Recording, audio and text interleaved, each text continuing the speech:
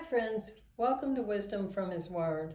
As you can see, I have a little aloe plant here and it's fresh and new. It's very young. I repotted it from its mother plant and it's very healthy, and it is seeking sunshine and water. It wants to be nurtured, and it reminded me of my little granddaughter who loves to talk about the things of the Lord. She wants to know why Grandma prays the way that she does, and some of the things that we talk about can be quite deep, but yet I don't go into the depths of it with her. And the other day, she kept saying the word chaos when she was talking about her little puppies that were like all over the place. And so she was using the word chaos, and I said, "Do you know what chaos means?" And she's like, "No." And I said, "Okay, well, we need to use words that we know what they mean." So chaos means disorder, confusion, when things are in a shambles. And I said, and it makes us be anxious whenever that happens. And so we don't like chaos in our house, do we? And she's like, "No." And I told her, I said, that doesn't come from a good place. She says, "Does that come from the lava?" Well, she's not allowed to say hell, so she calls it lava. And so I said, "Yeah, it's from the lava."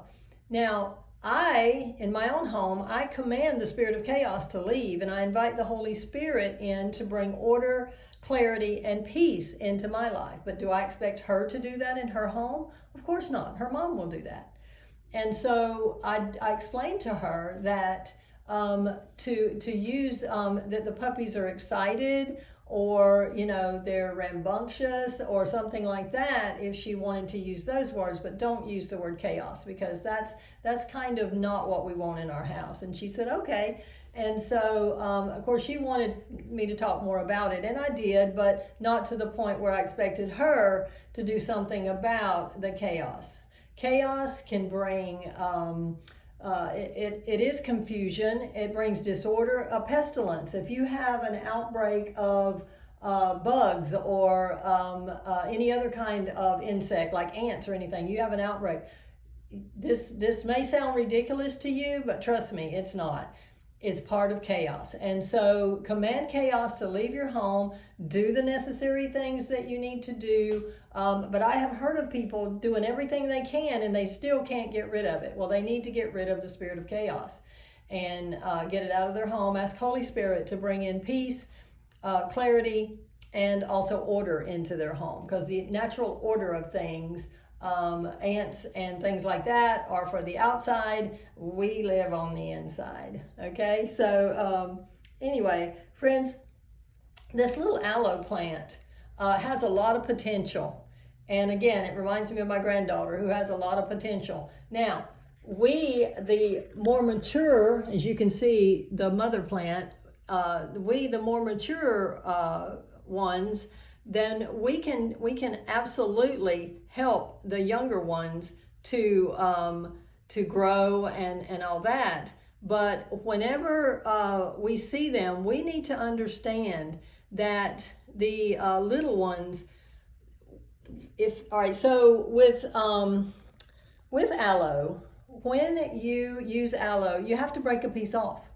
And so if I did that with this little one, pretty soon there would be no aloe in that pot. And so I want to be very careful to nurture it. And as I use the larger aloe, when I break a piece off, it doesn't die, okay? Because it just continues to grow.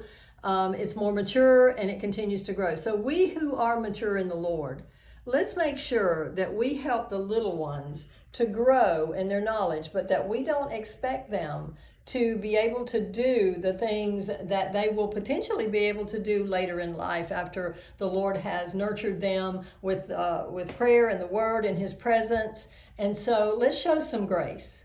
Okay, let's show some grace to the new Christians. There's new Christians that are 80 years old, but they're still new Christians, okay? Just because they're mature in their body does not mean they're mature in their spirit, okay? Some people get saved late in life, and so we need to show them some grace, Okay, and so when we do that, we who are mature in the Lord, who have knowledge of the Word and are operating in the gifts of the Spirit, we are going to show the new Christians some grace, and we're going to teach them and we're going to help them.